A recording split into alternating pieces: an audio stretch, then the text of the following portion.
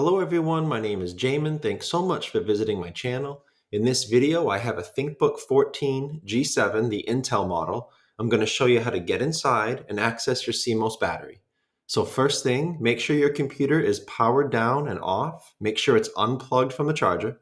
We're then going to flip your computer over to access the bottom case screws. You have a total of 9 screws on your bottom case. The 4 on the bottom near the red arrows will come out of the case completely. The rest of the screws near the blue arrows, those are called captive screws. Those will stay in the bottom case even though you fully unscrew them from the threading. After you have all of your screws up, you're going to take a small flat pry tool. You're going to start generally in the back near one of the 2 corners and pry that seam up from the rest of the computer. So you'll start back here near a corner, you'll come in here, take this section off, and then you work your way down the sides. Don't put the pry tool too far in. You could damage some internal components. Keep it on the edge, go nice and slow but firm, and you'll be able to get that bottom case off. When you do, this is what you're looking at for the inside of your computer. Now, as a general computer repair side note, whenever I'm working on a computer in my shop, it's sitting on an anti-static mat. Either that or an anti-static bracelet are great ideas to avoid damaging anything in your computer when you're working on it. If you would like help with any tools or supplies for your computer project, as well as any upgrade and replacement parts for this specific model, the 14G7, I will have a link above, also below in the description, and that'll be a list of all the tools and supplies that I use, plus all the upgrade and replacement parts for this model computer. Now, before touching anything in a computer, it's always best to remove or at least unplug your battery. Computers are safer to work on when as little power as possible is running through them.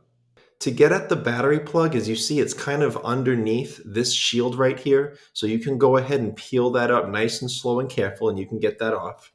Once you do, you can gain access to the plug. This battery is held in by these 5 screws near the red arrows, and it plugs into the motherboard right here.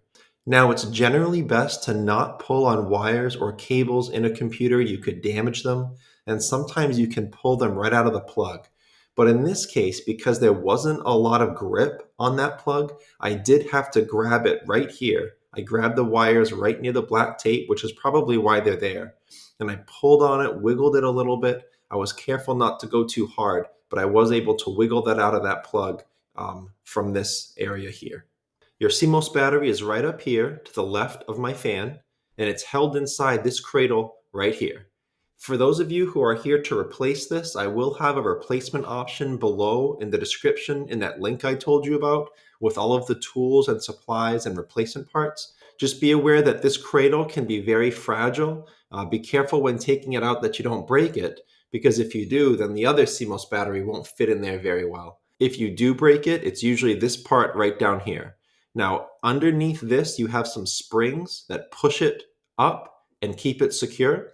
To get the battery out, you would take a small flat pry tool, slide it into this groove to slide the battery down a little bit into this chamber, and then you can pop it out. But again, be careful not to break that.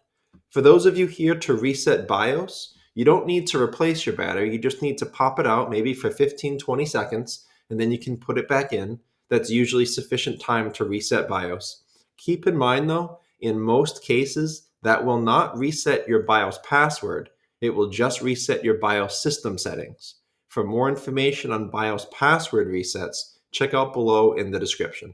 The last thing I'll mention in here is if you are already in your computer, right over here you have 2 RAM ports. RAM is a large factor in your computer's speed and performance. So if you're looking to upgrade your computer's speed and performance, consider a RAM upgrade. If you want more help in how to do that, check out the video that pops up when this one's done, and I'll explain further about your RAM. But thank you so much for watching, guys. If you have any questions, check out the FAQs below in the description. If you need to leave me a question or comment, please feel free. I do try to answer those a couple times a day at least. Thanks so much for watching. I look forward to seeing you on my next video.